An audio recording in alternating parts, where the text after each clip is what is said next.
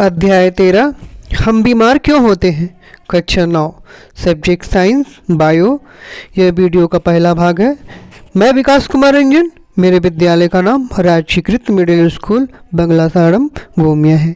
आइए बच्चों, अध्याय 13 के प्रश्न उत्तर को हम लोग देखते हैं। इसके पहले हम लोग देखेंगे इस वीडियो में आप जान पाएंगे आपने क्या सीखा।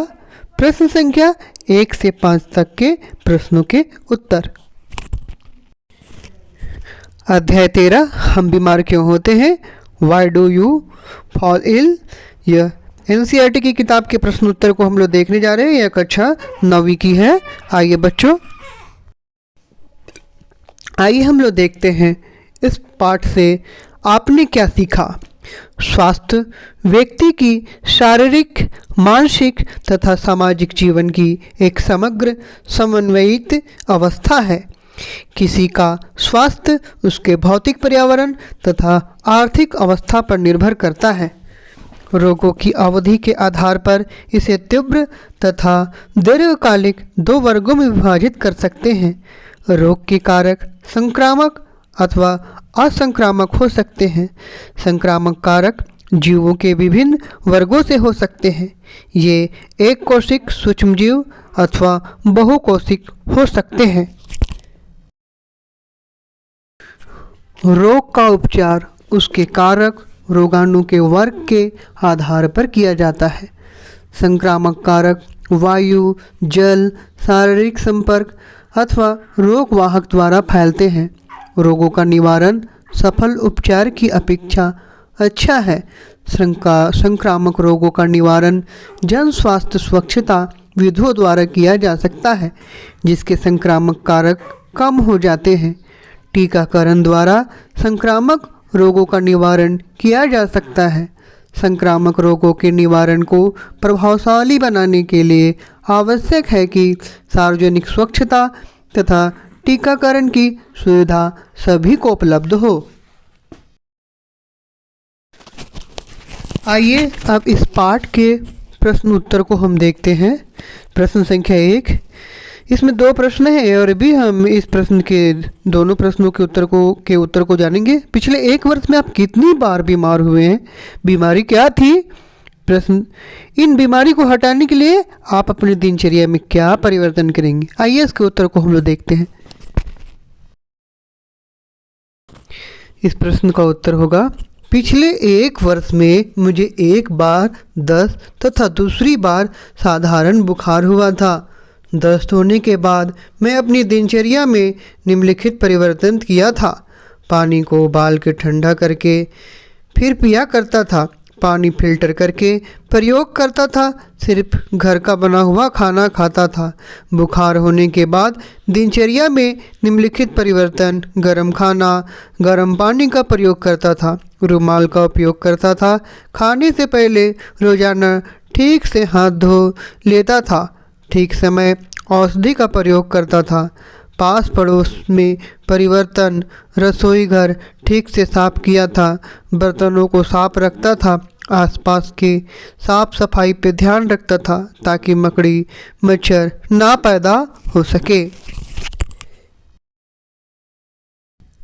प्रश्न संख्या 2, डॉक्टर, नर्स, स्वास्थ्य कर्मचारी अन्य व्यक्तियों की अपेक्षा रोगियों के संपर्क में अधिक रहते हैं।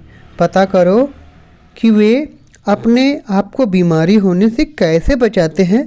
तो इसका उत्तर होगा, डॉक्टर, नर्स, स्वास्थ्य कर्मचारी अपने आप को बीमार होने से बचाने के लिए निम्न तरीकों को अपनाते हैं। रोगियों को छूने से पहले हाथों पर दस्ताने पहनते हैं। रोगियों को छूने के बाद साबुन से हाथ धोते हैं। संक्रामक रोग से बचने के लिए मुंह में मास्क पहनते हैं। फिनाइल का उपयोग से कार्यस्थल को विसंक्रमित करते हैं। साफ कपड़े पहनते हैं तथा विसंक्रमित उपकरणों का प्रयोग करते हैं। प्रश्न संख्या 3, अपने पास पड़ोस में एक सर्वेक्षण कीजिए तथा पता लगाइए कि सामान्यतः कौन सी 3 बीमारियों को फैलने से रोकने के लिए अपने स्थानीय प्रशासन को 3 सुझाव दीजिए। इसका उत्तर होगा पास पड़ोस में होने वाली बीमारियां, मलेरिया, टाइफाइड, पोलियो, डेंगू, स्थानीय प्रशासन की सुझाव, जल जमा होना रोकना, जलपूर्ण आधार को हमेशा ढककर रखना, ड्रेन नालियों को साफ रखना, मच्छरों को समाप्त करना, स्वच्छ और शुद्ध पानी जलपान करना, सोने के समय मच्छरदानी का प्रयोग करना, बर्तनों को अच्छे से धोकर खाना पकाना की व्यवस्था करना। एक बच्चा अपनी बीमारी के विषय में नहीं बता पा रहा है। हम कैसे पता करेंगे कि बच्चा बीमार है? उसे कौन सी बीमारी है? उत्तर: बीमार बच्चा अधिक रोता है, खाना खाने नहीं चाहता, स्वास्थ्य खराब हो जाता है, शरीर का तापमान साधारण से ज़्यादा रहता है, सांस लेने में परेशानी हो सकती है, उल्टी दस्त हो सकता है, सर्दी इत्यादि बीमारी के लक्षणों को पता चलता है कि कौन सी बीमारी हुआ है। और शरीर के जिस हिस्से में बच्चे को कष्ट हो रहे हैं वह बार बार उस हिस्से को स्पर्श करेगा। प्रश्न संख्या 5, निम्नलिखित किन परिस्थितियों में कोई व्यक्ति पुनः बीमार हो सकता है और क्यों? जब वह मलेरिया से ठीक हो रहा है।